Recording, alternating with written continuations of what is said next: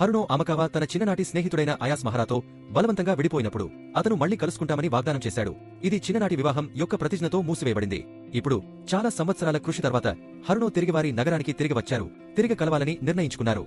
కానీ అతని రాక ఊహించని సమస్యలు మరియు విధి యొక్క ఆకస్మిక మలుపుతో అతనిని మరియు అతని స్నేహితులను ప్రత్యామ్నాయ ప్రమాదకరమైన ప్రపంచంలోకి నెట్టివేసింది.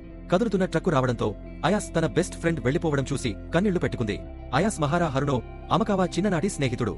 వారు ఒకరికొకరు అపార్ట్మెంట్లలో నివసించేవారు మరియు హరునో తల్లిదండ్రులు విడాకులు తీసుకునే వరకు కలిసి పెరిగారు. వారిని విడిపోవడానికి బలవంతం చేశారు. విడిపోవడానికి ముందు కూడా వారు ఇప్పటికే ఒకరికొకరు చాలా ప్రత్యేకంగా ఉన్నారు. అతను బయలుదేరే ముందు హరునో ఆమెను మళ్లీ కలుస్తానని వాగ్దానం చేశాడు. అయితే అమ్మాయిలు వారిద్దరూ ఒకరోజు పెళ్లి చేసుకుంటారని ప్రమాణం చేశారు. కొన్నాళ్ల తర్వాత వారిద్దరూ నివసించిన నగరంలోని ప్రతిష్టాత్మక పాఠశాలలో చేరేందుకు హరునో చాలా కష్టపడ్డాడు. తన తండ్రి తనకు మద్దతు ఇవ్వడానికి పార్ట్ టైం ఉద్యోగం తీసుకున్న షరతుపై చివరికి అతనికి తిరిగి రావడానికి అనుమతి ఇచ్చాడు. అన్నింటికంటే ఆ యువకుడికి తన ఖర్చులకు డబ్బు అవసరం. చుట్టూ చూడగా అతను ఒక అమ్మాయిని గుర్తించాడు మరియు వెంటనే ఆమెను మహారు అని గుర్తించాడు.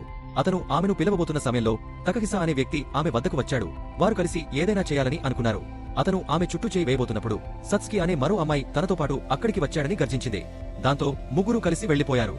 హరునో వెనుక ఉండిపోయాడు కానీ పరిస్థితిని అంగీకరిస్తూ చిన్నగా నవ్వాడు.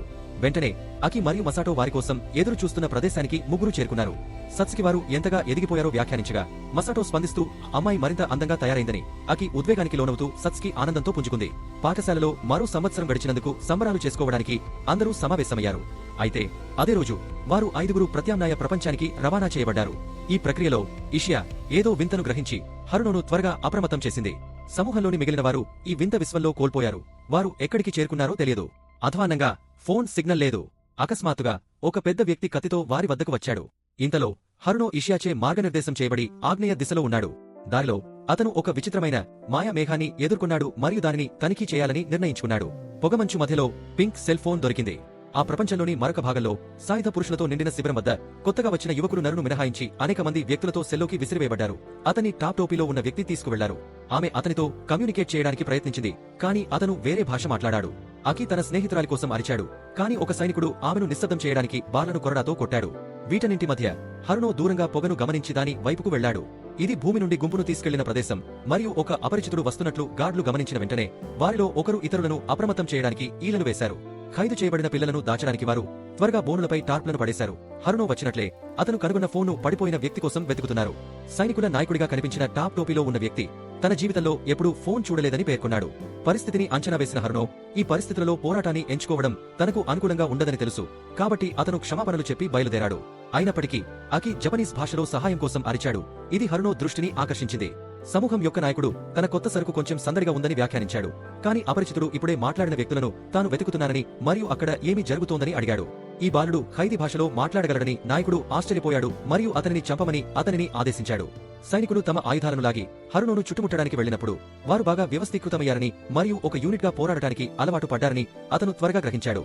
బాలుడు ధైర్యాన్ని నిర్లక్ష్యానికి తప్పుబట్టాడని నాయకుడు వ్యాఖ్యానించాడు. అయితే హరునో సంఖ్య కంటే ఎక్కువగా ఉన్నప్పటికీ భయం యొక్క సంకేతాలను చూపించలేదు. దీనికి విరుద్ధంగా అతను తన ప్రత్యర్థులలో ఒకరిపైకి దూసుకెళ్లాడు. అతను తనను తాను రక్షించుకోగలిగాడు మరియు ఫోటాన్ బుల్లెట్ మాయాజాలంతో ఎదురుదాడి చేశాడు. ఇతర శత్రువులతో పోరాడుతున్నప్పుడు హరునో ఇతరులను చర్చలకు బలవంతం చేయడానికి నాయకుడిని బందీగా తీసుకోవాలనే తన ప్రణాళికను ప్రతిబింబించాడు. కానీ అది అంత సులభం కాదు. తనకు వేరే మార్గం లేదని గ్రహించి కత్తులు దూసి తన ముందు ఉన్న ఇద్దరు శత్రువులను పడగొట్టాడు. చొరబాటుదారుని మూసివేయడం చూసి మంత్రగాడు తన లక్ష్యాన్ని ఛేదించగలడని నమ్ముతూ అతనిపై ఫైర్ బాల్ విసిరాడు. కానీ హరునో పొగ నుండి బయటపడ్డాడు. తన ప్రత్యర్థిపై కత్తులు విసిరాడు. ఆ వ్యక్తి ఇన్కమింగ్ ఆయుధాలను తిప్పికొట్టాడు. కానీ అతను శత్రువు యొక్క స్వంత బాకును స్వాధీనం చేసుకుని అతని ఛాతీలోకి తొక్కడంతో హరునో యొక్క శీఘ్ర దాడికి అది అతనిని తెరిచింది. దానితో మిగిలిన దుండగులు ముందుకు వెళ్లడానికి వెనకాడారు మరియు వారి నాయకుడు భయంతో అతని ప్యాంటు తడి చేశాడు. హరునో తన చేతి తొడుగును తీసివేసి నిప్పంటించాడు. ఆపై ఖైదీలను విడుదల చేయమని ఆదేశించాడు. బందిపోటు నాయకుడు వెంటనే పాటించాడు. ఆలస్యం చేయకుండా హరునో అకి మరియు మసాటోలతో జపనీస్ భాషలో మాట్లాడి ఆశ్చర్యపరిచాడు. అతను ప్రతిదీ తరువాత వివరిస్తానని హామీ ఇచ్చాడు. అయితే వారితో పాటు ఎవరైనా ఇతర వ్యక్తులు పట్టుబడ్డారో లేదో తెలుసుకోవాలి. మరో బండిలో తమ స్నేహితుడు ఉన్నాడని మసాటో పేర్కొన్నాడు. కాబట్టి హరునో అక్కడికి వెళ్లి ప్రత్యేక సాంకేతికతను ఉపయోగించి తాళాన్ని పగలగొట్టాడు. లోపలికి చూడగా ఆ ఖైదీ మరెవరో కాదని అయాసే మహరు అని తెలుసుకుని ఆశ్చర్యపోయాడు. తరువాత అతను వారి ముగ్గురిని వెనక్కి నడిపించాడు. అయితే సూర్యాస్తమయానికి ముందు తనతో కలవమని ఈషియాను టెలిపతిగా కోరాడు. తనతో పాటు సెలియాను తీసుకువస్తానని ఈషియా స్పందించింది. సూర్యాస్తమయం గురించి మాట్లాడుతూ మహరు దానిని మెచ్చుకోవడానికి ఒక క్షణమాగి ఆపై వారు మాట్లాడగలరా అని హరునోను అడిగారు. తనను కాపాడినందుకు కృతజ్ఞతలు తెలిపి హీరో పేరును అడిగింది. తాను ప్రస్తుతం పరిస్థితి మధ్యలో ఉన్నానని, ప్రస్తుతానికి హరునో అని పిలుస్తున్నానని సమాధానమివ్వడంతో బాలుడు తడబడ్డాడు. ఆ పేరు వినగానే మహారు మరియు అకి నోరు మూసుకున్నారు. అయితే ఆ చిన్న అమ్మాయికి అకి అని పేరు పెట్టినట్లు అబ్బాయి గ్రహించాడు మరియు హరునోకు తనకంటే 3 సంవత్సరాలు చిన్న చెల్లెలు ఉందని గుర్తు చేసుకున్నాడు. అయినప్పటికీ అతను ఆమెను ఎప్పుడూ కలవలేదు. నిర్ధారించుకోవడానికి రియాక్షన్ల కారణంగా ఏదో తప్పు జరిగిందా అని అడిగాడు. కాని అకి అది ఏమీ లేదని చెప్పాడు. అకి తమ్ముడు అయిన సెండో మసాటోగా తనను తాను పరిచయం చేసుకునే ముందు హరునోకు ఇంటి పేరు ఎందుకు లేదని మసాటో ఆశ్చర్యపోతాడు. దానితో హీరో అమకావా హరునోకు తమ్ముడు లేడని మరియు మసాటోకు అమకావా ఇంటి పేరు కూడా లేదని ప్రతిబింబిస్తుంది. కాబట్టి హరునో తల్లి మళ్లీ పెళ్లి చేసుకుని మరొక వ్యక్తితో బిడ్డను కనవచ్చు. దానిని దృష్టిలో ఉంచుకుని అతను అకిని ఆమె ఇంటి పేరు కోసం అడుగుతాడు. ఆమె అది కూడా సెండో అని చెప్పింది. దానితో హరునో వారు ఎక్కడికైనా సుఖంగా ఉన్న వెంటనే తన ఇంటి పేరు ఎందుకు లేదో వివరిస్తారని హామీ ఇచ్చాడు. సమయాన్ని వృధా చేయకుండా అతను తగిన స్థలాన్ని కనుగొని తన సామర్థ్యాన్ని ఉపయోగించుకుంటాడు.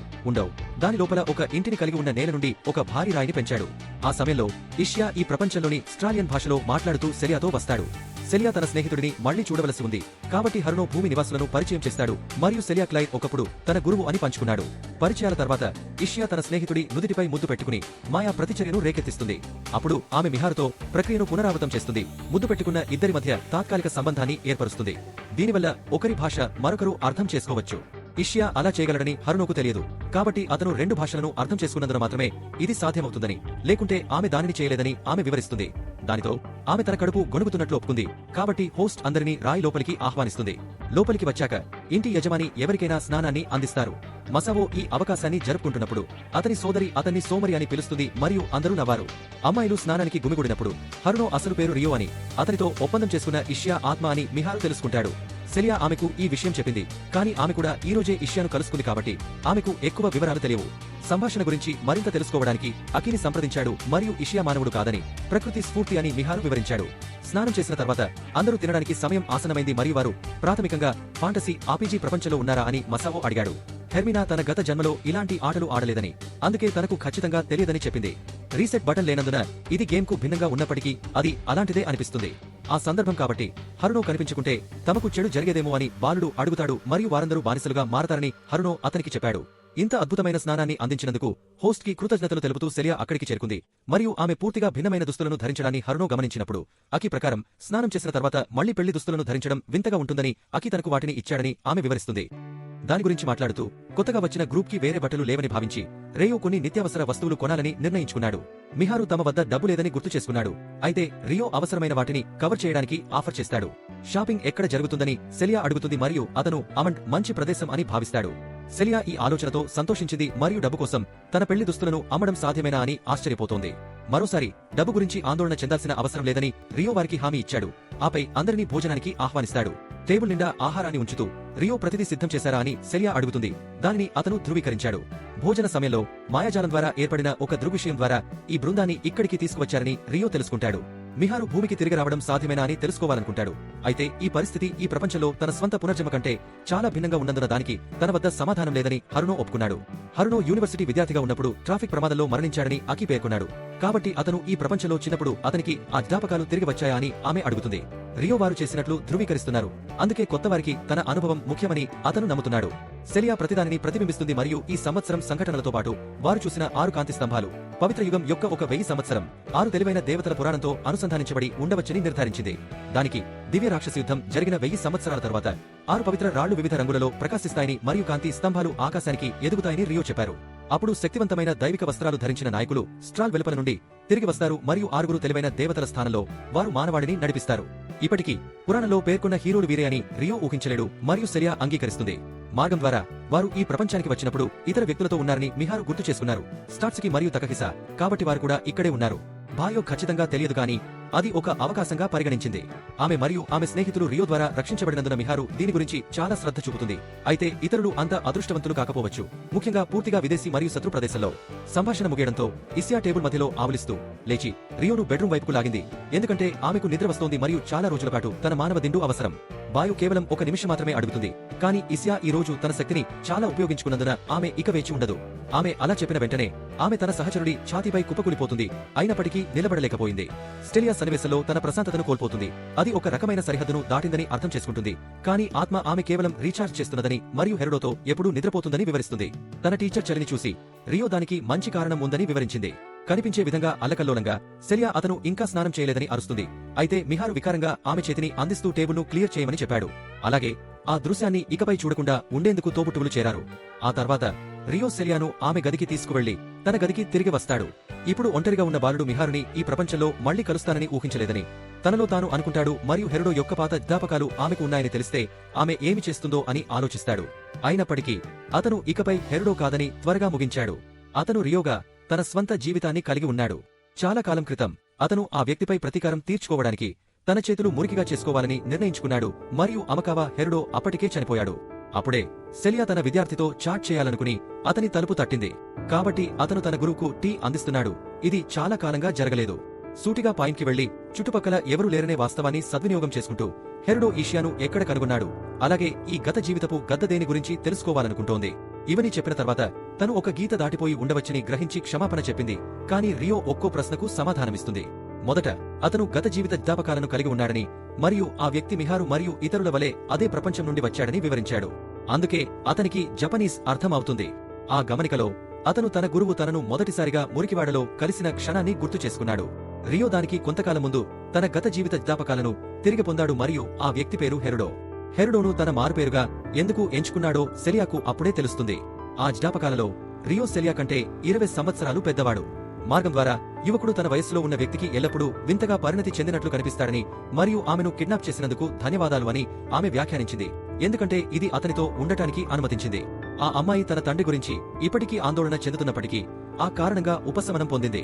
కనీసం తను ఓకే అని అతనికి తెలియజేయాలని ఆమె కోరుకుంది. రియో ఆమెకు ఒక లేఖ రాయమని సూచించాడు మరియు ఆమె ఆలోచనతో ఉత్సాహంగా ఉన్నప్పుడు రేపు వారు రిక్కా గిల్డ్లో నిశ్చలంగా వెడతారని అతను ఆమెకు హామీ ఇస్తాడు. ఇంతలో బెల్ట్రామ్ రాజ్యం యొక్క రాజధాని బెల్ట్రాన్లో ఇటీవలి సంఘటనలు విపత్తుగా ఉన్నాయని చార్లెస్ కి రైస్ సమాచారం అందించాడు. తన భార్య కిడ్నాప్ అవుతుందని ఎవరూ ఊహించలేదు. ప్రతిస్పందనగా చార్లెస్ నేరస్తుడు ఇప్పటికే శిక్షించబడ్డాడని చెప్పాడు మరియు ఆల్ఫ్రెడ్ యొక్క దాడికి గురైన తర్వాత నివేదికల ప్రకారం అతని జాడలేదు. అయినప్పటికీ సెలియా ఆచూకీ గురించి చార్లెస్ కి ఇంకా ఎలాంటి క్లూ లేదు. ప్రస్తుతానికి భూభాగం అంతటా క్షుణ్ణంగా వెతకడానికి వీలుగా రాజధాని సరిహద్దులు మూసివేయబడ్డాయి. ఇది విన్న తర్వాత బాలుడు మరియు ఆత్మ బహుశా సెలియా స్థానాన్ని దాచిపెట్టినట్లు రైస్ విశ్లేషిస్తాడు. ఇది వారి పక్షంలో చాలా సాహసోపేతమైన చర్య. ఒక హీరో రాజ్యంలోకి దిగాడని, అతని స్వంత తండ్రి అతనిని అదుపులోకి తీసుకున్నాడని చార్లెస్ చెప్పాడు. బెల్ట్రామ్ రాజ్యానికి రావాలని రైస్ ఆశిస్తున్నాడు. కాని రాజ్యం మరొక పవిత్రమైన రాయిని పొందుతుందని తాను ఆశిస్తున్నట్లు ఒప్పుకున్నాడు.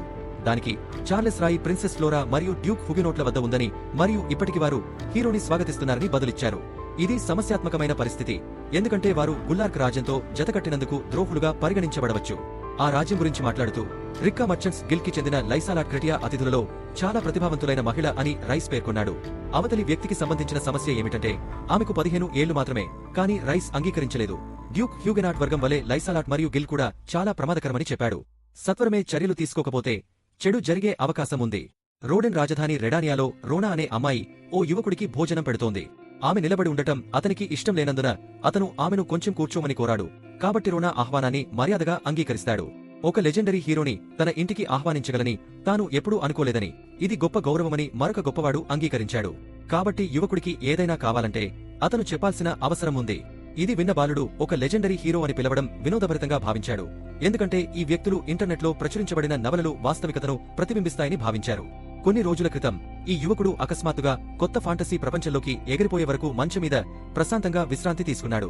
ఒక విచిత్రమైన గడ్డి మైదానంలోకి విసిరివేయబడి అతను లేచి నిలబడి తన చుట్టూ ఉన్న డజన్ల కొద్ది సైనికులను గమనిస్తాడు. కాబట్టి అతను ఎక్కడ ఉన్నాడో గుర్తించడానికి భయపడతాడు. ఫ్లోరా బెల్ట్రామ్ తనను తాను బెల్ట్రామ్ యొక్క 2వ యువరాణిగా పరిచయం చేసుకుంటుంది. అయితే ఒక వ్యక్తి తాను యువరాణి సంరక్షకుడు డ్యూక్ గుస్తావ్ హుగినోట్ అని చెప్పాడు. స్వచ్ఛమైన అవకాశంతో ఈ ప్రపంచాన్ని ముగించిన బాలుడు ఈ ప్రభువుల రాక ఏదో ఐస్కాయ్ పిలుస్తున్న కథలో ఉన్నట్లుగా ఉందని గ్రహిస్తాడు మరియు ఫ్లోరా అతనిని హీరో అని తప్పుగా భావించినప్పుడు అతను దానిని నిశ్చయించుకుంటాడు. 6 తెలివైన దేవతలు వదిలిపెట్టిన జోస్యం ప్రకారం పవిత్ర యుగం స్థాపించబడిన 1000 సంవత్సరాల తర్వాత పవిత్రమైన రాళ్లు ఎక్కడ ఉంటే అక్కడ హీరోలు కనిపిస్తారు. ఫ్లోరా తన చేతిలో ఉన్న కటన అతను హీరో అని స్పష్టమైన సంకేతమని నమ్ముతుంది. తనకు తెలియకుండానే బాలుడు ఒక అందమైన కత్తిని పట్టుకుని ఉండటం గమనించాడు. అది అతని గీకి హృదయాన్ని కదిలిస్తుంది.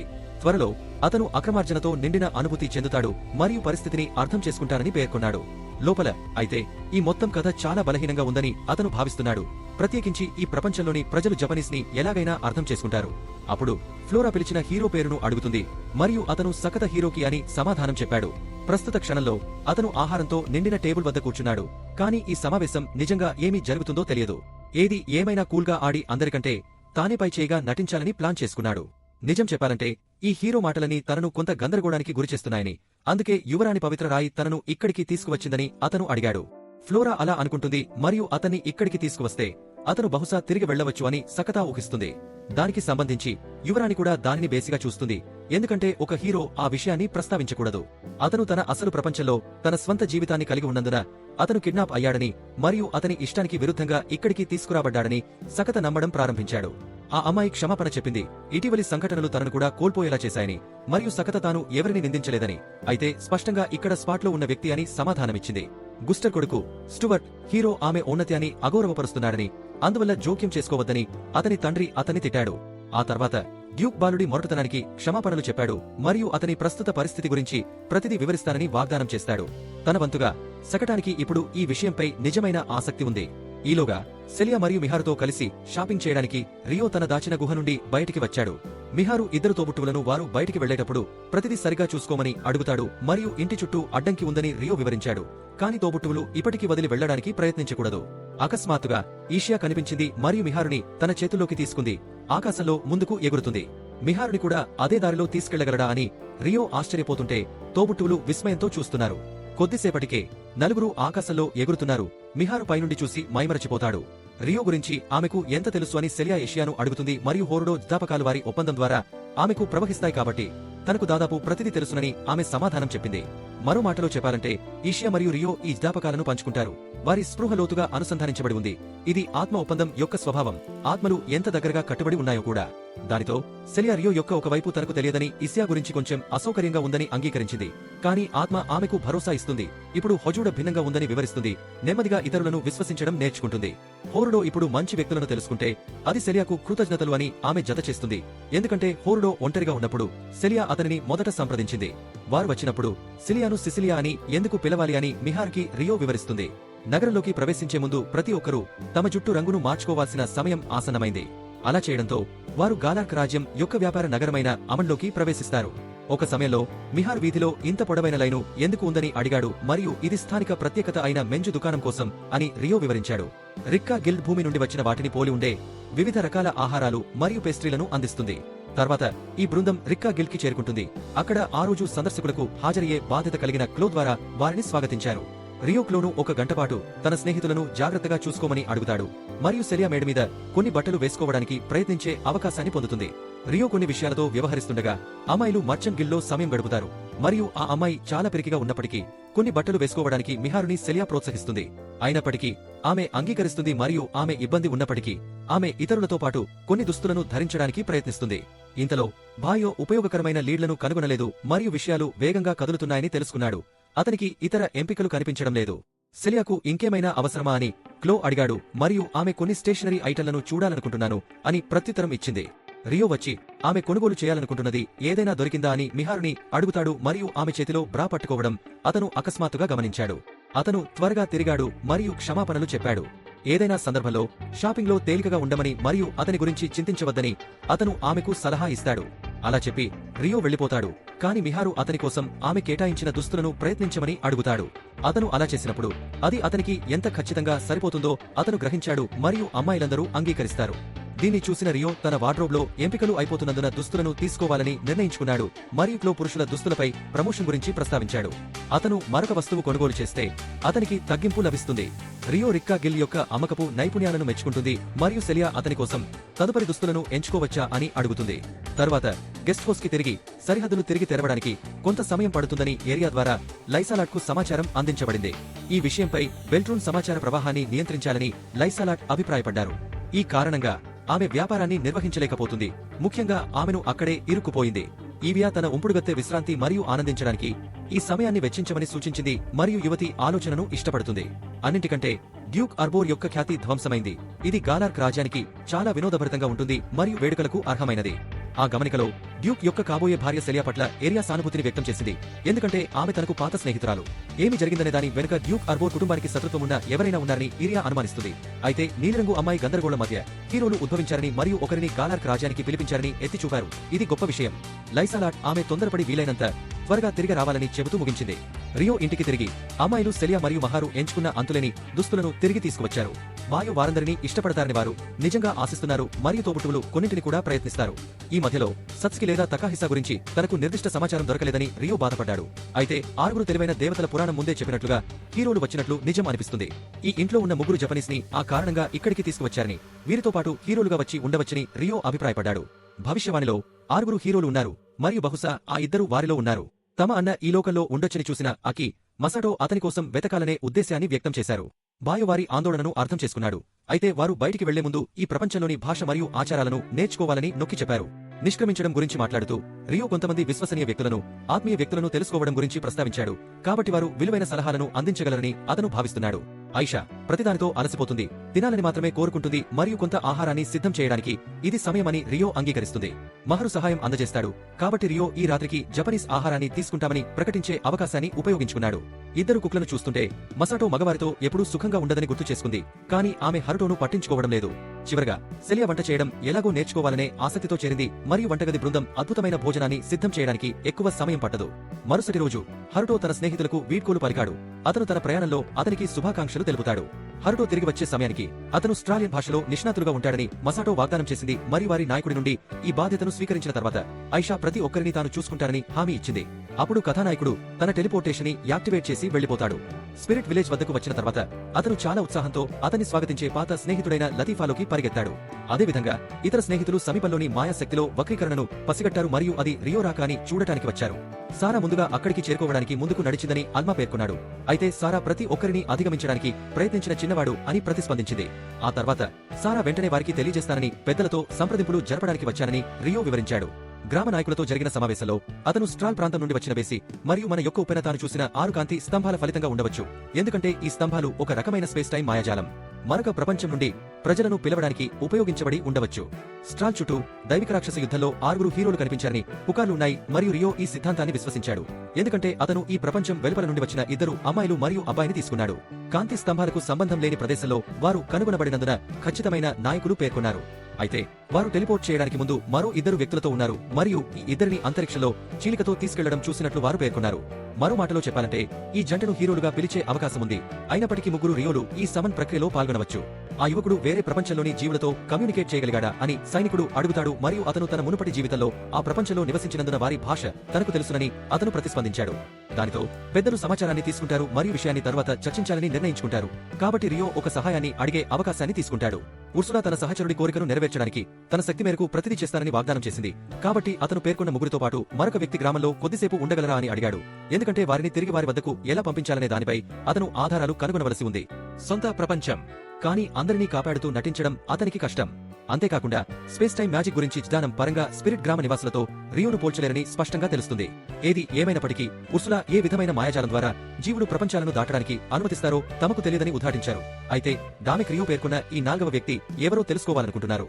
యువకుడు ఆమె తనకు చాలా రుణపడి ఉన్న టీచర్ అని మరియు ఆమె ఇష్టానికి వ్యతిరేకంగా రాజకీయ వివాహం చేసుకున్నారని వివరించాడు.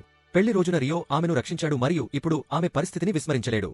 ఇది విన్న దమెక్ హృదయపూర్వకంగా నవ్వుతూ రియోను మనోహరుడు అని పిలుస్తాడు. అయితే ఈ వ్యక్తులను జాగ్రత్తగా చూసుకుంటానని వాగ్దానం చేస్తాడు. ఉర్సులా లేదా సెల్డర్ అభ్యంతరం వ్యక్తం చేయనందున రియో కోరిక మన్నించబడదు.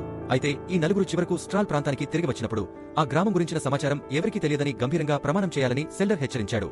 దాంతో రియో వాగ్దానం చేసి రేపు బయలుదేరి తన స్నేహితులను తీసుకువస్తానని వారికి తెలియజేశాడు.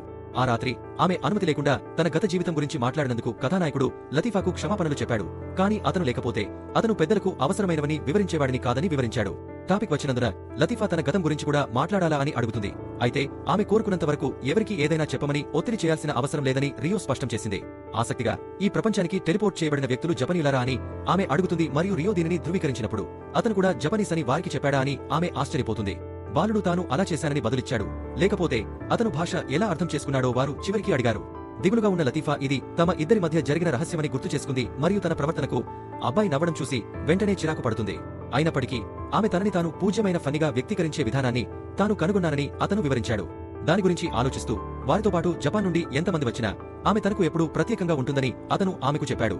అతను తన గత జీవితం గురించి పంచుకున్న విషయాలను కూడా గుర్తు చేసుకున్నాడు. అతను తన చిన్ననాటి స్నేహితుడితో ప్రేమలో ఉన్నాడని మరియు వారి తల్లిదండ్రులు విడాకులు తీసుకున్న తర్వాత అతను తన చెల్లెలితో విడిగా జీవించాడని. అతను తీసుకున్న 3లో ఒకరు యమకావా హరుటోగా తన జీవితాంతం ప్రేమించిన వ్యక్తి. మరియు ఆమె పేరు అయాసే మియారు.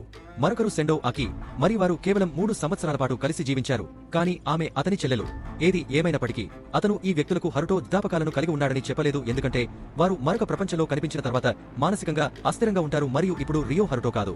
అందుకే తన గత జీవితం గురించి చెప్పవద్దని లతీఫాను కోరతాడు. ప్రతిస్పందనగా మొత్తం పరిస్థితి గురించి అతను నిజంగా ఎలా భావిస్తున్నాడో ఒప్పుకోమని లతీఫా అడిగాడు, ఎందుకంటే అప్పుడు మాత్రమే ఆమె ఆ వాగ్దానం చేయగలదు. రియో తన గత జీవితాన్ని తనకు మరియు లతీఫాకు మధ్య రహస్యంగా ఉంచాలనుకుంటున్నానని మరియు దానిని ఇతరులకు వెల్లడించే రోజు రావచ్చు. ప్రస్తుతానికి అలా జరగకూడదని తాను కోరుకుంటున్నానని బలపరిచాడు అంటూ తన స్నేహితుడిని కోగిలించుకుంటాడు. మరుసటి రోజు రియో వీడ్కోలు చెప్పినప్పుడు అతను ఎప్పుడు తిరిగి వస్తాడని గ్రామంలోని అతని స్నేహితులు అడుగుతారు మరియు అతను 2 వారాల్లో తిరిగి వస్తాడని అతను ఆశిస్తున్నాడు. లతీఫా తన తలని అతని ఛాతీపై ఉంచి జాగ్రత్తగా ఉండమని అడిగాడు. దానికి అతను మంచి కోసం బయలుదేరే ముందు అంతా బాగానే ఉంటుందని ఆమెకు హామీ ఇచ్చాడు.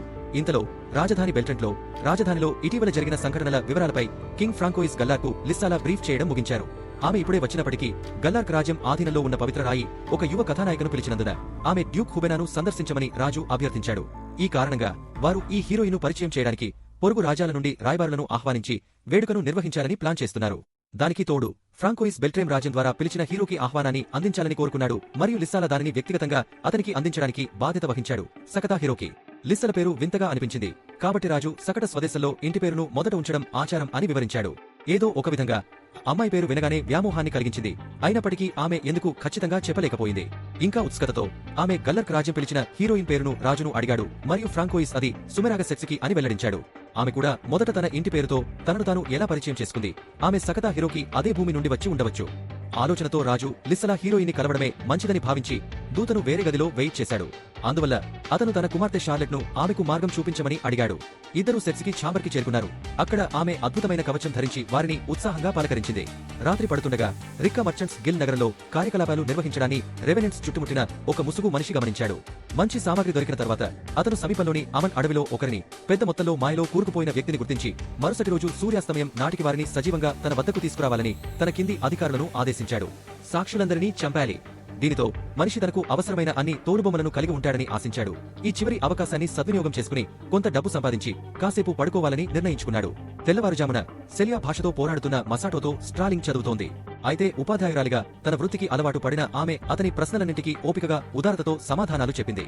వంటగదిలో భోజనం సిద్ధం చేస్తున్నప్పుడు హరుటో త్వరలో తిరిగి వస్తాడేమో అని మామూలు ఆశ్చర్యపోయాడు. అమ్మాయి ముందు రోజు రాత్రి నుండి ఇంకేమీ మాట్లాడటం లేదని ఫిర్యాదు చేయడానికి అకిని ప్రేరేపించాడు.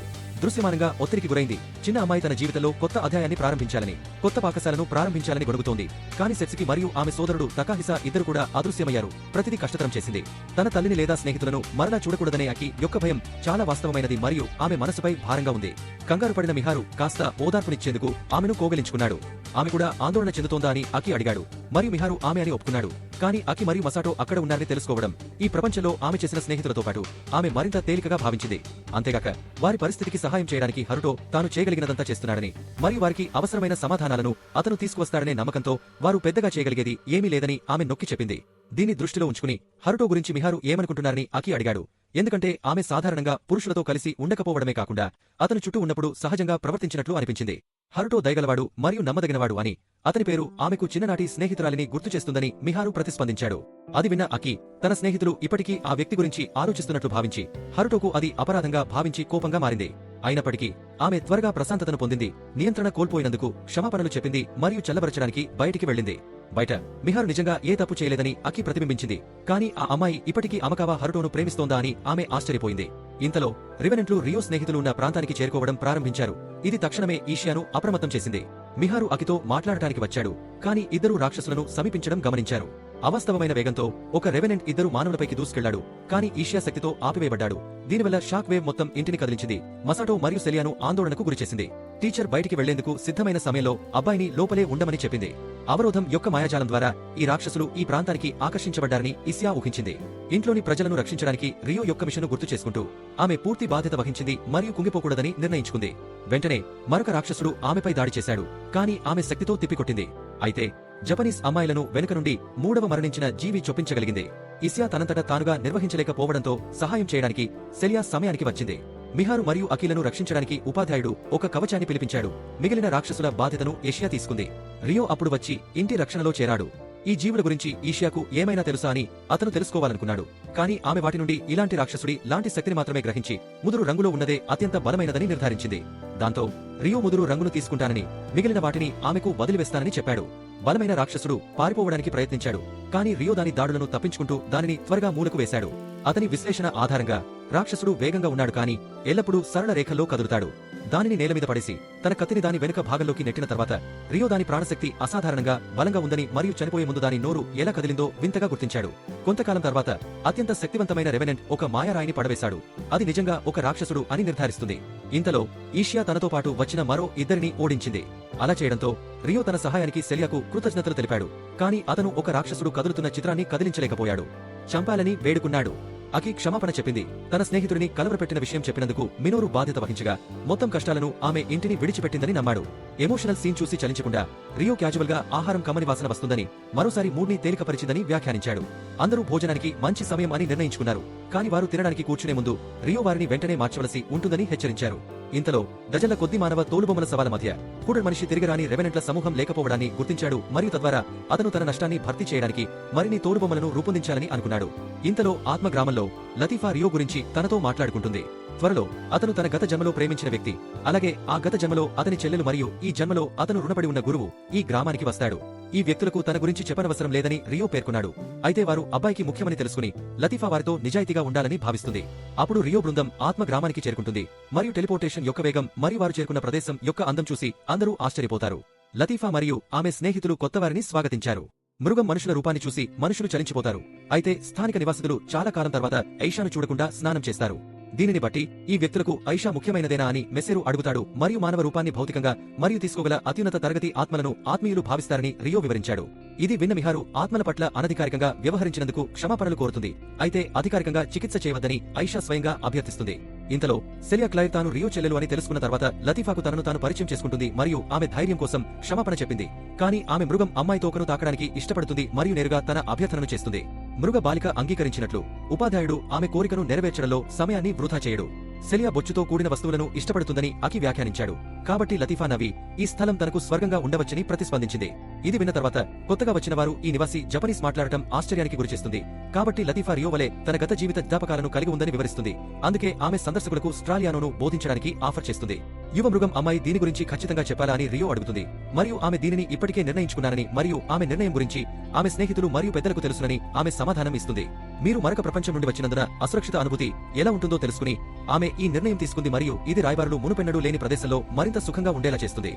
స్ట్రాల్లో తన చిన్ననాటి సవాలును గుర్తు చేసుకుంటూ మొదట్లో తనకు అనుకూలించడంలో తీవ్ర ఇబ్బందులు ఎదురయ్యాయి. లతీఫా తను రియో యొక్క చెల్లెలు అని మరియు తనకు వీలైనప్పుడు ఎల్లప్పుడూ సహాయం చేస్తుందని హైలైట్ చేస్తుంది. ఆ విధంగా రియో తన సోదరి ప్రయత్నాలకు కృతజ్ఞతలు తెలుపుతాడు మరియు అతను సంతోషంగా ఉన్నాడని అంగీకరించాడు. ఇది మృగం అమ్మాయిని కూడా ఆనందపరుస్తుంది. త్వరలో ఇతర నివాసులు మానవులను సంప్రదించి ప్రతి ఒక్కరూ గ్రామ జీవితానికి అలవాటు పడటానికి సహాయం చేస్తామని ప్రకటించారు. తెల్ల వెంట్రుకలున్న ఆమె తనను తాను సారా అని పరిచయం చేసుకుంటుంది. అయితే ఆకుపచ్చ జుట్టు గలది ఓర్ఫియా మరియు ఎర్రటి తల అల్మా. సందర్శకులను కలుసుకున్నందుకు అందరూ చాలా సంతోషిస్తున్నారు. అదే విధంగా అకి తన పేరు మరియు అతని సోదరులను పేర్కొన్నాడు మరియు మాధరు తనను తాను చివరిగా పరిచయం చేసుకున్నాడు. ఆమె పేరు వినగానే రియో ప్రేమిస్తున్న అమ్మాయి ఇదేనని లతీఫా గ్రహించింది. అప్పుడు ప్రతి ఒక్కరూ గ్రామానికి దారితీస్తారు. అక్కడ ప్రజలు మానవులను స్వీకరించడానికి వేచి ఉన్నారు. అయినప్పటికీ స్థానిక నివాసితులు వారికి భయపడుతున్నట్లు కనిపిస్తుందని అకి గమనించాడు. కాబట్టి ఈ జాతి గురించి కొంచెం ఉత్సుకత ఉన్నప్పటికీ ఈ గ్రామ ప్రజలు సాధారణంగా మానవులకు దూరంగా ఉంటారని రియో వివరించాడు. ఒక యువతి మృగం దగ్గరకు వచ్చి హాయ్ అని చెప్పే మాధరుని తాకింది. చిన్న అమ్మాయి లతీఫా చెవిలో ఏదో గుసగుసలాడుతుంది. ఆ చిన్నారి మానవుని యూనిఫామ్ చాలా భిన్నంగా ఉందని వివరించింది. పెద్దలచే స్వీకరించబడటానికి ఆమె మరింత లాంఛనప్రాయంగా దుస్తులు ధరించడంతో వింతగా కనిపించడం గురించి మాధరు ఆందోళన చెందుతుంది. కానీ లతీఫా చిన్న అమ్మాయి తన దుస్తులను ఇష్టపడిందని చెప్పింది. అభయమిచ్చి పిల్లల చెవులు చాలా అందంగా ఉన్నాయని మానవ వ్యాఖ్యలు ఆమె చిరునవ్వుతో తిరిగి తన తల్లి వద్దకు పరుగెత్తేలా చేసింది.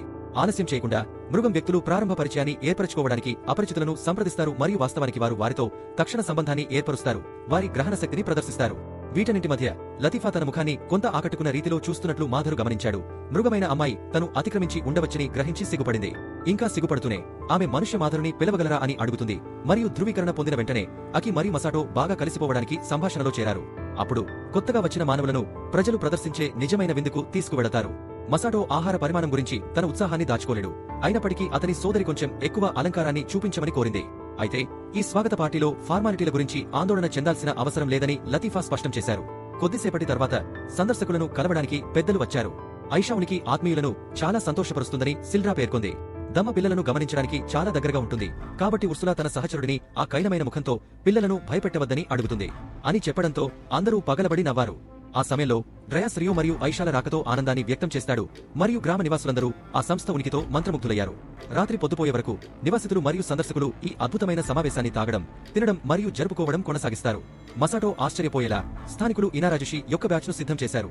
కాబట్టి అతను తన సోదరిని తినడానికి రమ్మని పిలుస్తాడు. జపనీస్ వంటకాలకు విలక్షణమైన ఈ వంటకాన్ని వారు తయారు చేశారని అకి నమ్మలేకపోతున్నారు. అయితే జపనీయులు ఇంట్లో ఎక్కువ అనుభూతి చెందడానికి ఈ భాగాన్ని తాను వ్యక్తిగతంగా వండుకున్నానని లతీఫా వివరించింది. ఈ విధంగా వారు ఈ ఆహారం యొక్క రుచిని తిరిగి పొందేందుకు ఒక టేబుల్ వద్ద గుమిగూడారు. అయితే లతీఫా రియోను అందరూ బాగా ట్రీట్ చేయడాన్ని గమనించారు. దీని గురించి అకి అందరికీ హరుటో అంటే చాలా ఇష్టమని మరియు అతను గొప్ప అన్నయ్య అని హైలైట్ చేశాడు మరియు అతనిని తన పెద్ద అన్న అని పిలవడం గర్వంగా ఉందని లతీఫా స్పందించింది. దాంతో అకి తల వంచుకుని తనకు అసూయగా అనిపిస్తోందని ఒప్పుకుంది. అంతర్గతంగా ఆమె తన సోదరుడిని కూడా త్వరలో చూడాలనుకుంటున్నట్లు ప్రతిబింబిస్తుంది మరియు ఆ సమయంలో అతను ఎక్కడ ఉండగలడని ఆలోచిస్తుంది. దీని గురించి ఆలోచించిన తర్వాత ఆమె ఈ ప్రపంచంలోని భాషను బాగా అధ్యయనం చేస్తానని లతీఫాకు హామీ ఇచ్చింది. పార్టీ తర్వాత మానవులు గ్రామంలో ఉంటున్నప్పుడు వారి కొత్త ఇంటికి తీసుకువెడతారు మరియు ఆ నివాసం పరిమాణం చూసి అందరూ ఆశ్చర్యపోతారు.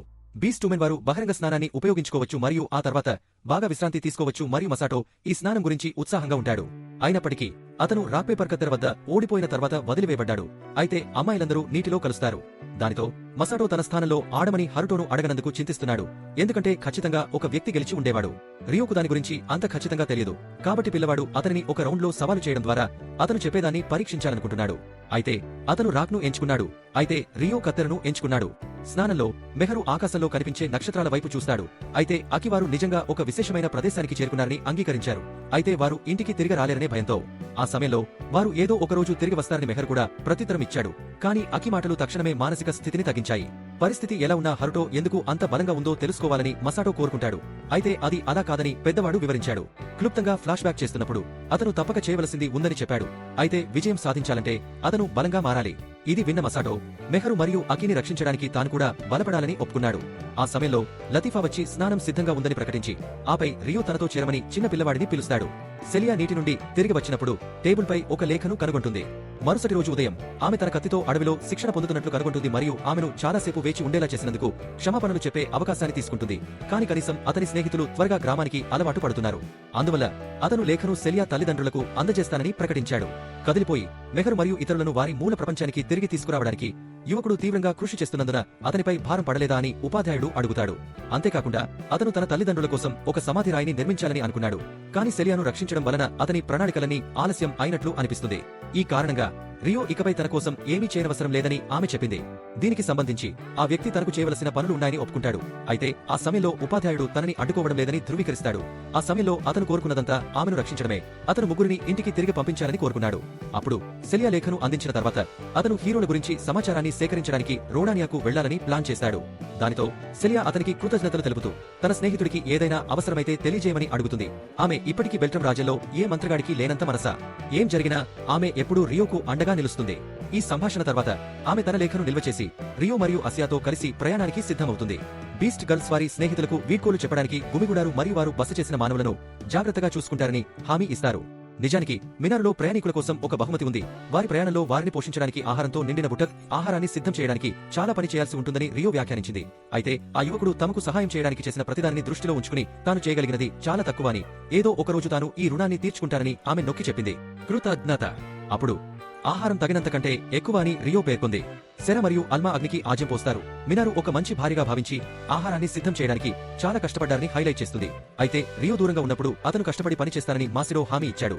ఇలా చెప్పడంతో ముగ్గురు తమ ప్రయాణాన్ని ప్రారంభిస్తారు. అయితే లతీఫా రియో, అసియా మరియు సెలియాలను ఆశ్చర్యపరిచేలా స్ట్రాలియానాలో మానవులను నిష్ణాతులుగా మార్చాలనే తన కోరికను వ్యక్తం చేసింది. ఇంతలో రెడానియాలో లైసలా తకాడా హిరోకిని గెలారిక్ పార్టీ రాజ్యానికి హాజరు కావాలని కోరతాడు. హిరోకి ఆమె మాటలు వింటున్నప్పుడు ఈ అమ్మాయికి సంబంధించిన ప్రతిదీ చాలా అందంగా ఉందని, ఆమె స్వరూపం లేదా ఆమె స్వరం కూడా ఉందని పేర్కొన్నాడు. అంతేకాకుండా ఫ్లోరా మరియు రోనా ఇప్పటికే ఉన్నత స్థాయిలో ఉన్నారని అతనికి తెలుసు. కాని పొరుగు రాజ్యానికి చెందిన ఒక గొప్ప అమ్మాయితో ఈ పరిస్థితి హీరోని ఆఫ్గార్డ్ గా పట్టుకుంది. జరిగినదంతా తర్వాత ప్రధాన పాత్ర చివరకు కనిపించిందని అతను భావిస్తున్నాడు. అందువలన అతను తన చేతులు దాటి పార్టీకి హాజరవుతానని పేర్కొన్నాడు. అయితే లైసాలాట్ అక్కడ ఉంటాడో లేదో తెలుసుకోవాలనుకుంటున్నాడు. అది ప్లాన్ అని ఆమె నిర్ధారించడంతో అతను తన ఉనికిని పునరుద్ఘాటించాడు మరియు బెల్ట్రామ్ హీరోని అక్కడ చూడాలని ఆమె తన ఉత్సాహాన్ని వ్యక్తం చేసింది మరియు హిరోకిని వదిలి ప్రేమలో మునిగిపోయింది. రాత్రి పడుతుండగా అసియా మరియు ఇతరులు సెలియా పుట్టి పెరిగిన కౌంట్ క్లెయిర్ భూముల రాజధాని క్లియాకు చేరుకుంటారు. ఆమె ప్రకారం తోటలో ప్రధాన ఇంటికి కనెక్ట్ అయ్యే రహస్య మార్గం ఉంది మరియు దాని గురించి ఆమె కుటుంబానికి మాత్రమే తెలుసు కాబట్టి సెలియా లేఖను అక్కడ వదిలి తిరిగి రావాలని యోచిస్తోంది. దీనిని నిర్ణయించుకుని వారు భవనం యొక్క తోటలోకి ప్రవేశించి గార్డు దృష్టిలో పడకుండా ఉండటానికి ప్రయత్నిస్తారు. కనిపించకుండా ఉండేందుకు ఆ పాయింట్ నుండి దాక్కోవడానికి ఆధ్యాత్మిక కళలను ఉపయోగించాలని రియో ప్రకటించాడు. ఇషి ఒక పనిని చేపట్టాడు. అలా చేసిన తర్వాత వారు తోట మధ్యలో ఉన్న ఫౌంటైన్ కు చేరుకుంటారు. అక్కడ కాపలాదారులు కనిపించకముందే సెలియా రహస్య మార్గానికి ప్రవేశాన్ని తెరుస్తుంది. తర్వాత వారు భూగర్భ మార్గానికి చేరుకుంటారు మరియు సెలియా ఆకుపచ్చ కాంతిని విడుదల చేసే లాంతరును తీసుకుంటుంది. అదే సమయంలో రోలాండ్ క్లేర్ సెలియా తండ్రి మరియు ప్రాంతపు కౌంట్ ఆఫీసులో ఒక గోడం అదే రంగులో మెరుస్తుంది. ఆ సమయంలో అతను తన ఆఫీసు లోపల నుండి పాసేజ్ తెరుస్తాడు. బయట ఎవరో ప్రవేశించారని ఆశ్చర్యపోయాడు. అక్కడ ఆ అమ్మాయి ఉత్తరాన్ని డెస్క్ పై ఉంచుతుంది. అయితే ఆమె తండ్రి ఆమె పేరును కేకలు వేస్తుంది. అది ఆమె కావచ్చు. దాదాపు ఏడుపు. ఆమె అధిక భావోద్వేగం ఉన్నప్పటికీ ముందుకు సాగడానికి ప్రయత్నిస్తుంది. లేఖలో ఆమె చాలా ఆందోళన కలిగించినందుకు తన తల్లిదండ్రులకు క్షమాపణ చెప్పింది. అయితే తాను ప్రస్తుతం తాను విశ్వసించే వ్యక్తులతో కలిసి ప్రశాంతమైన జీవితాన్ని గడుపుతున్నందున ప్రశాంతంగా ఉండమని వారిని కోరింది. డ్యూక్ అర్బోర్ కుటుంబంతో తన వివాహాన్ని విడిచిపెట్టడం ద్వారా ఆమె తన తల్లిదండ్రులను నిరాశపరిచిందని ఆమెకు తెలుసు. కానీ తాను క్షేమంగా ఉన్నారని మరియు ప్రతిదీ వివరించడానికి ఒకరోజు క్లీకి తిరిగి వస్తానని స్పష్టం చేసింది. అయితే అప్పటి వరకు ఆమె తన తల్లిదండ్రులు వారి ఆరోగ్యాన్ని జాగ్రత్తగా చూసుకోవాలని కోరుకుంటుంది. చివరికి ఆమె వారి అచంచలమైన ప్రేమకు ధన్యవాదాలు. ఉత్తరం చదివిన తర్వాత రియో మరియు ఇతరులు భవనం నుండి బయలుదేరబోతున్నప్పుడు రోలాండ్ బయటికి వెళ్లి సెలియా కోసం అరుస్తాడు. ఆ క్షణంలో ఆమెను దొరుకుతుందనే ఆశ లేకుండా ఆ అమ్మాయి తనను నిరాశపరచలేదని అతను ప్రతిబింబిస్తాడు మరియు ఏదో ఒకరోజు తన ప్రియమైన కుమార్తెను మళ్లీ చూస్తానని వాగ్దానం చేస్తాడు. అక్కడ నుండి దూరంగా సెలియా నిజంగా తన తండ్రిని చూడకూడదనుకుంటున్నారా అని రియో అడుగుతాడు మరియు ప్రస్తుతానికి ఈ మార్గం మంచిదని ఆమె వివరిస్తుంది. ఏ సందర్భంలోనైనా ఒకరోజు వారు తిరిగి వస్తారని మరియు అంతా బాగానే ఉంటుందని అబ్బాయి హామీ ఇస్తాడు. కాబట్టి అమ్మాయి తన కన్నీళ్లను తుడిచివేస్తుంది మరియు ఇది నిజంగా జరుగుతుందని నమ్ముతుంది. మరుసటి రోజు ఉదయం ఒక డ్రాగన్ ఒక నౌకలో సమీపంలోని భూభాగంలోని నౌక మీదుగా ఆకాశంలో దూసుకెళ్లింది. కెప్టెన్ ఒక వ్యక్తి వద్దకు వెళ్లడం ప్రమాదకరమని గ్రహించాడు. కాబట్టి అతను అత్యవసర ల్యాండింగ్ చేయాలని నిర్ణయించుకున్నాడు. అధికారి తెలివైన నిర్ణయాన్ని లైసాలాట్ మెచ్చుకున్నాడు మరియు ఆమె మాటలను బట్టి అతను గౌరవంగా భావించాడు. ఇంతలో ఆర్యనాని దృష్టిని డ్యూక్ హుగ్యునాట్ కుటుంబం యొక్క మంత్రముగ్ధులను చేసినట్లు అనిపించింది. వెంటనే డ్యూక్తో పాటు సిబ్బందిని బారోనెట్ బాక్సా మరియు హీరో సకతా హీరోకి పలకరించారు. లైసాలాట్ బెల్ట్రామ్ హీరోని కలిశారా అని ఆరా తీశారు. ఆమె తన వద్ద ఉందని ధృవీకరించింది మరియు వారి హీరోకి కూడా విజయవంతంగా ఆహ్వానాన్ని అందించింది. ఆ సంగతి పక్కన పెడితే వీళ్లంతా ఇక్కడ ఎందుకు గుమిగూడారు అని తెలుసుకోవాలనిపించింది. హుగెనాట్ కు గాలాక్ లో వ్యాపారం ఉందని మరియు అమండ్లో ఆపివేస్తున్నాడని, అందుకే హీరో అతనితో పాటు వెళ్లాడని, అయితే వారు ఆకాశంలో ఒక డ్రాగన్ని ఎదుర్కొన్నారని హీరోకి వివరించాడు. సమాచారాన్ని పంచుకోవడానికి మరియు తదుపరి దశలను చర్చించడానికి ఒక సమావేశం అవసరమని హ్యూగెనాట్ వారికి తెలియజేశాడు మరియు అతను బారోనెట్ బాక్సాను ఒక స్థలాన్ని అందించమని కోరాడు. బాక్సా తన సొంత భవనాన్ని అందించాడు, అయినప్పటికీ అది చాలా పెద్దది కాదు. ఇంతలో అతని బృందంతో రియో మార్కస్ రోడాన్ యొక్క భూములను చూసి ముగ్ధుడయ్యాడు మరియు అతని ప్రభువు రాజధాని నుండి బహిష్కరించబడినప్పటికీ అతను ఈ ప్రదేశం చాలా సందడిగా ఉన్నాడు.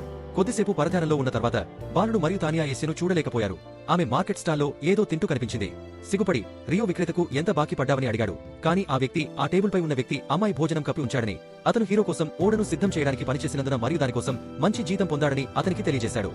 తన అదృష్టాన్ని పంచుకోవాలనుకునే రియో దీనిని ప్రశ్నించాడు. కాబట్టి టేబుల్ వద్ద ఉన్న వ్యక్తి హీరోని ఈ పట్టణానికి పిలిపించిన విషయం గురించి ఏదో చెప్పాడని మరియు ఒక రకమైన ప్రెజెంటేషన్ పార్టీకి ఆహ్వానించాడని వ్యాపారి వివరించాడు. హీరో ఓడ ఎక్కడికి వెళుతుందో తానియా తెలుసుకోవాలనుకున్నాడు. కాబట్టి వారు ఈ రోజు యువరాణి మరియు ఆమె వ్యక్తులతో కలిసి గెలార్క్ కోసం బయలుదేరినట్లు ఆ వ్యక్తి వెల్లడించాడు. ఆ రాత్రి నోర్లో జరిగిన సమావేశంలో లైసాలాట్ హీరోకితో మాట్లాడుతూ డ్రాగన్ అనేది మానవులు ఇప్పటికీ నిర్వహించడానికి సిద్ధంగా లేరని, ఎంతగా అంటే చెత్త సందర్భంలో వారు నగరాన్ని విడిచిపెట్టి పౌరులను ఖాళీ చేయవలసి ఉంటుంది. నౌక పౌరుల గురించి వారు అతని సంరక్షణలో మంచి చేతుల్లో ఉన్నారని హామీ ఇచ్చారు. కాబట్టి ఆ మహిళ అతని ప్రయత్నాలకు ధన్యవాదాలు తెలిపింది. అప్పుడు ఆమె హ్యూగ్నోట్ ను వీటన్నింటి గురించి ఏమనుకుంటున్నాడో అడిగాడు. కానీ డ్యూక్ అయోమేలో ఉన్నట్లు అనిపించింది. దానితో హీరోకి లైసాలాట్ ఏమి చేయాలని యోచిస్తున్నారని ప్రశ్నించింది మరియు ఆమె అమాండ్ కు తిరిగి రావడమేనని, తన స్థానంలో ఒక ప్రతినిధిని విడిచిపెట్టి నగర గవర్నర్ గా తన బాధ్యతలను తిరిగి ప్రారంభించడానికి సమావేశమైందని ఆమె చెప్పింది. డిరిజిబుల్ తో ఎగరడం డ్రాగన్ రెచ్చగొడుతుందని హెరోకి సూచించాడు. అయితే ఆమె భూమి మీదుగా తిరిగి రావాలని అనుకున్నది మరియు రేపు ఉదయం వారు బయలుదేరితే వారు ఇంకా వెలుతురు ఉన్నప్పుడే రావాలని సూచించారు. లైసాలాట్ మరియు ఆమె సేవకులు మాత్రమే ఒంటరిగా ప్రయాణించడం అసంబద్ధమని హీరో భావించాడు మరియు ఆమె తన సేవకులు యుద్ధ కళలలో శిక్షణ పొందారని మరియు తమను తాము నిర్వహించగలరని ఆమె అతనికి హామీ ఇచ్చింది. సంభాషణ కోసం ప్రయత్నించిన రోవేనా ఇతరుల వ్యక్తిగత విషయాలను ఇబ్బంది పెట్టకుండా ఉండేందుకు యువకుడిని కోరింది. అప్పుడు అతను అంగీకరించాడు మరియు అతను పరిస్థితిని అర్థం చేసుకున్నానని హామీ ఇచ్చాడు. అయితే అతను హీరో అయినందున మరియు పరిస్థితిని విస్మరించలేనందున అతను లైసాలాట్తో పాటు వెళ్లాలనుకుంటున్నాడు. రాజులో అతని హోదా కారణంగా హీరోకి నిర్ణయానికి హ్యూగెనోట్ మద్దతు ఇచ్చాడు. అటువంటి ప్రతిష్టాత్మకమైన వ్యక్తికి ఆదేశాలు ఇవ్వడానికి డ్యూక్ కూడా అర్హత కలిగి లేడని పేర్కొన్నాడు. అయినప్పటికీ హిరోకి తన దేశం నుండి వచ్చిన హీరో అని మరియు ఆమె కారణంగా బహిర్గతం చేయకూడదని లైసాలాట్ నొక్కి చెప్పాడు. అయితే యువకుడు డ్యూక్ మరియు అతని మిత్రులను రక్షించడానికి ప్రమాణం చేసినట్లుగా తాను ప్రవర్తిస్తున్నానని నొక్కి చెప్పాడు. మరో మాటలో చెప్పాలంటే ఏదైనా జరిగితే లైసాలాట్ తన బాధ్యత కాదని డ్యూక్ హామీ ఇచ్చాడు. అతను ఫ్లోరా ఏమనుకుంటున్నాడని అడిగాడు మరియు ఆమె అంగీకరించింది, ఎందుకంటే వారు హిరోకిని ఒంటరిగా అక్కడ వదిలి వెళ్లలేరు. చివరగా హిరోకి అమాండ్కు వారి పర్యటన ఎటువంటి సమస్యను కలిగించదని హామీ ఇచ్చాడు.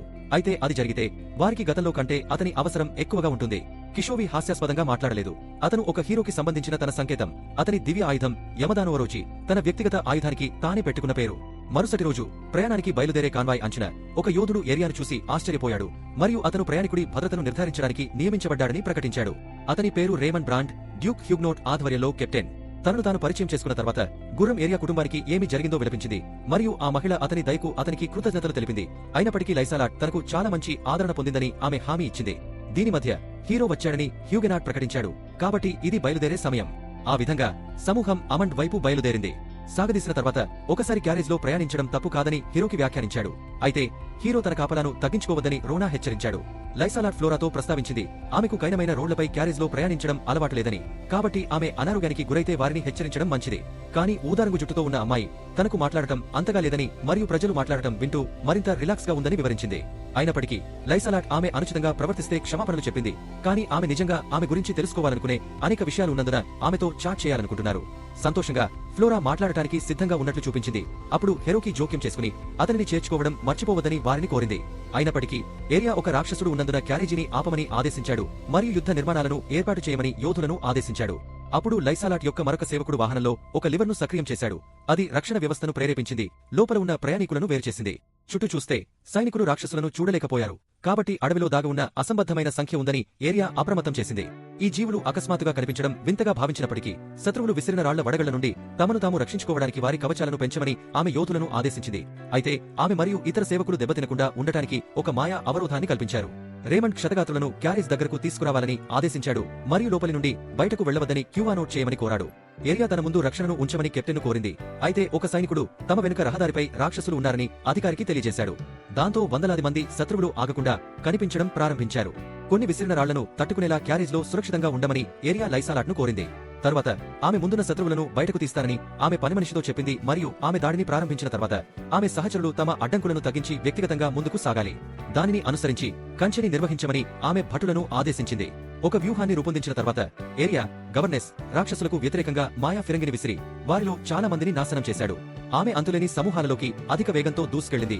అనేక మంది ప్రత్యర్థులను తొలగించడం కొనసాగించింది. దీనిని గమనించిన ఆమె సహచరులు ఆమెను తల నరికే యువరాణి అని ఎందుకు పిలవలేదో గ్రహించారు. సెకండ్ ఇన్ కమాండ్ నలుగురు భాగస్వాములను సంఘర్షణ యొక్క మరొక వైపు జాగ్రత్తగా చూసుకోవాలని ఆదేశించింది. అయితే ఆమె నటాలి మరియు క్లో ఈ భాగాన్ని నిర్వహించారు. క్లోయ్తో నేరుగా మాట్లాడుతూ ఆమె యోధుడిని నైట్స్ వెనుక ఉండి బలహీనమైన రాక్షసులను ఫిల్ట్రమ్ బుల్లెట్తో పడగట్టమని, వారి మిత్రులను తాకకుండా జాగ్రత్త పడాలని ఆదేశించింది. వారి శారీరక మంత్రముగ్ధత నైపుణ్యాన్ని సక్రియం చేసిన తర్వాత నాయకుడు నటాలితో దాడికి చేరాడు. ఆకాశం నుండి సంఘర్షణను చూస్తూ ఒక రహస్య వ్యక్తి ఈ నైపుణ్యం కలిగిన పనిమనిషి లైసలాట్ క్రీషా యొక్క కుడిచేయి అని ప్రతిబింబించాడు. అంతేకాకుండా రెండు వైపులా రక్షణ చాలా బలంగా ఉందని మరియు లైసలాట్ యొక్క అధీనంలో ఉన్నవారు చాలా సామర్థ్యం కలిగి ఉన్నారని అతను గమనించాడు. అయినప్పటికీ వారు ఇంకా బలహీనతలను కలిగి ఉన్నారు. ఇంతలో హీరోకి మరియు లోపల ఉన్న ఇతరులు ఎలా స్పందించాలో తెలియలేదు. ఆతృతతో హీరోలు ఎక్కువ శ్రద్ధ చూపడం ప్రారంభించారు. కాబట్టి బయట ఉన్నవారు వృత్తిపరమైన యోధులు కాబట్టి అంతా బాగానే ఉందని చెప్పి లైసలాట్ బాలుడిని శాంతింపజేయడానికి ప్రయత్నించారు. చాలా మంది ప్రొఫెషనల్ యోధులు ఉన్నప్పటికీ వారు పరిస్థితిని త్వరగా పరిష్కరించలేకపోయారని హెరోకి ఎత్తి చూపారు. ఫ్లోరా అబ్బాయిని అందరినీ ఎక్కువగా విశ్వసించమని కోరింది. అయినప్పటికీ అతను ఈ సైనికులకు తెలియదు కాబట్టి అతను అలా చేయడానికి ఇష్టపడలేదు. ఇది విని ఫ్లోరా తన ప్రశాంతతను కోల్పోయింది మరియు బాధను కూడా చూపింది. కాబట్టి లైసలాట్ దగ్గరకు వచ్చి ఆమె చేయి పట్టుకుని తాను కూడా భయపడుతున్నానని ఒప్పుకుంది. అయినప్పటికీ ఆమె అంగీకరించడానికి సిగ్గుపడింది. అయినా సరే అమ్మాయి చేతులు పట్టుకోవడం సరైందేనా అని అడగ్గా ఫ్లోరా ధీటుగా స్పందించింది. ఒక వ్యక్తి యొక్క వ్యూహం యొక్క పాలకుడిని ఉపయోగించుకుని హీరోకి కూడా రోనా చేయి పట్టుకుని తన యమదానో ఒరోచితో ఆమెను రక్షిస్తానని ఆమెకు హామీ ఇచ్చాడు మరియు అమ్మాయి హీరోని కోగిలించుకోవడం ద్వారా ప్రతిస్పందించింది. అయితే చాలా బరువైన ఏదో క్యారేజీపై పడింది. దీనివల్ల అది తీవ్రంగా కదిలింది. ఆ సమయంలో హీరోకి తన పరిమితిని చేరుకున్నాడు మరియు బయట పోరాడటానికి తన ఆయుధాన్ని పిలిచాడు. రోనాను తనతో తీసుకెళ్లాడు. తాను మరియు లైసలాట్ హీరోని అనుసరించాలని ఫ్లోరా వ్యాఖ్యానించింది. అయితే ఆమె పరిస్థితిని తనిఖీ చేస్తున్నప్పుడు లోపల వేచి ఉండమని ఆమె సహోద్యోగి కోరింది. బయలుదేరిన తర్వాత ఆమె తన మాయా అవరోధాన్ని ప్రేరేపించింది మరియు అడవిలో దాగి ఉన్న అపారమైన కోర్ని అంచనా వేసింది. అలా చేయడం ద్వారా లైసలాట్ ఫ్లోరాను లాగి హీరోకి మరియు రోనాలను తిరిగి చేరాడు. బాలుడు అసాధారణమైన ఆందోళనను ప్రదర్శించాడు మరియు ఈ ప్రపంచం భయంకరమైనదని నొక్కి చెప్పాడు. మోసం చేసే సామర్థ్యాలు కలిగిన హీరో ఏదైనా యుద్ధంలో ప్రధాన అంశంగా ఉండాలి. దీని మధ్య లైసాలాట్ రోనాను ఫ్లోరాను జాగ్రత్తగా చూసుకోమని కోరింది. ఎందుకంటే ఆమె గాయపడిన వారిని జాగ్రత్తగా చూసుకోవడానికి ఆమె మాయాజాలాన్ని ఉపయోగించాలి. ఆమె ప్రసంగం ముగిసిన వెంటనే లైసాలాట్ బయలుదేరింది. ప్రతి కథలో ఉండే ఒత్తిడితో కూడిన ప్లాట్ ట్విస్ట్లలో ఇదొకటి కావచ్చని హిరోకి భయపడిపోయింది. ఆలస్యం చేయకుండా అమ్మాయి ఏరియా వచ్చే వరకు గాయపడిన వారిని నయం చేయడం ప్రారంభించింది మరియు తన దళాలు 2 ఫ్రంట్లు మరియు వెనుక భాగంలో రక్షించడానికి ఒత్తిడి చేయబడిందని నివేదించింది. ఈవియా ముందు వరుసను జాగ్రత్తగా చూసుకుని వెనుక వైపుకు వెళుతుండగా మిగిలిన పనిమనిషి ఇతర వైపులా రక్షణగా ఉన్నారు. అందువలన లైసాలాట్ ఆమె తన భాగస్వామిపై ఆధారపడ్డారని మరియు పనిమనిషి యుద్ధానికి తిరిగి వచ్చింది. ఇంతలో హూడెడ్ వ్యక్తి ఈవియా వెనుకకు వెళ్లి తన పరధ్యానం విజయవంతమైందని భావించి ఆకాశం నుండి దిగడం ప్రారంభించాడు. తన కత్తిని ఆపలేని సమర్థతతో నిర్వహిస్తూ ఏరియా గవర్నెస్ ప్రత్యర్థి దళాలను నిర్వీర్యం చేసింది. రేమండ్ బ్రాంట్ ను ఆశ్చర్యపరిచింది. అప్పుడు ఆమె అధికారి వద్దకు తిరిగి వచ్చి ఈ ప్రాంతంలోని రాక్షసులను జాగ్రత్తగా చూసుకుంటారని ప్రకటించింది. పార్శ్వాలు మరియు ముందు భాగంలో అతని మద్దతును కోరింది. అయితే ఒక కొత్త అంశం యుద్ధభూమిలోకి ప్రవేశించి రాక్షసులకు అనుకూలంగా ఆటుపోట్లను మారుస్తానని వాగ్దానం చేసింది. రోనాకి అది మినోటార్ అని బాగా గుర్తుంది. ఇది డివైన్ డెమోన్ వార్ నుండి వచ్చిన పురాణ భయంకరమైన రాక్షసుడు. వెంటనే భారీ జీవి లైసాలాట్కు చేరుకోవడంతో మానవులకు ఇదే ముగింపు అని హిరోకి భావించాడు. తన యజమానిని రక్షించుకోవడానికి ఏరియా తన ముందు ఉన్న రాక్షసులకు వ్యతిరేకంగా తన కదలికలను వేగవంతం చేసింది మరియు మినోటార్ దృష్టిని ఆకర్షించగలిగింది. క్యారేజీని కాగితంతో చేసినట్టుగా విసిరివేయడం ద్వారా మృగం తన బలాన్ని ప్రదర్శించే స్వేచ్ఛను కలిగి ఉన్నప్పటికీ అది ఫ్లోరాను నలిపివేయడానికి తన చేతిని చాచింది. అయితే లైసాలాట్ సకాలంలో ఆమెను రక్షించింది. ఆ సమయంలో రియో నీడలా ఉద్భవించి మినోటార్ చేతిని కత్తిరించాడు. మృగం యొక్క కత్తిని గాలిలోకి విసిరినప్పుడు బ్లేడ్ జీవి వెనుకకు గుచ్చుకునే వరకు మానవులు దానిపై అడుగు పెట్టారు. విజయం తర్వాత బాలుడు సహాయం చేయడానికి వచ్చానని ప్రకటించాడు. అప్పుడు ఫ్లోరా మొదటిసారిగా తన సహాయం అవసరమైనప్పుడు ఒక భయంకరమైన మినోటార్ను ఎదుర్కొన్నట్లు గుర్తు చేసుకుంది. తదనంతరం మరొక మినోటార్ యుద్ధభూమిలో కనిపించాడు మరియు రియో తన మంత్రముగ్ధమైన కత్తిని పైకి లేపాడు. రాక్షసుడి దెబ్బను అడ్డుకుంటూ మానవుని బ్లేడ్ చుట్టూ ఒక హరికేన్ ఏర్పడింది. విరోధిని నిష్కళంకమైన కోపంతో తిప్పికొట్టింది. అటవీ చెట్ల గుండా అనేక మీటర్ల దూరం లాగింది. అయినప్పటికీ మినోటార్ రెట్టింపు ద్వేషంతో పోరాటానికి తిరిగి వచ్చింది. రియోను ప్రాణాంతకమైన దెబ్బ నుండి తప్పించవలసి వచ్చింది. అయినప్పటికీ ఎటువంటి ఇబ్బంది లేకుండా మానవుడు రాక్షసుడిని అనేకసార్లు కత్తిరించే సాంకేతికతను ప్రయోగించాడు. దానిని తక్షణమే ముగించాడు. దానితో సైనికులు యుద్ధంలో రియో యొక్క నిర్ణయాత్మక రాకను సంబరాలు చేసుకుంటారు. మిగిలిన రాక్షసులు తమ సైన్యంలోని బలమైన మూలకం మరణంతో వెనక్కి తగ్గారు. తన కత్తిని కప్పి ఇతర మిత్రుల వైపు తిరిగిన తర్వాత రియో తనలాగే ఊహించని పునః కలయిక యొక్క భావోద్వేగాన్ని కలిగి ఉండలేకపోయిన ఫ్లోరా ఉనికిని గమనించాడు. దయచేసి తదుపరి భాగానికి సభ్యత్వాన్ని పొందండి మరియు లైక్ బటన్ను నొక్కండి. త్వరలో కలుద్దాం.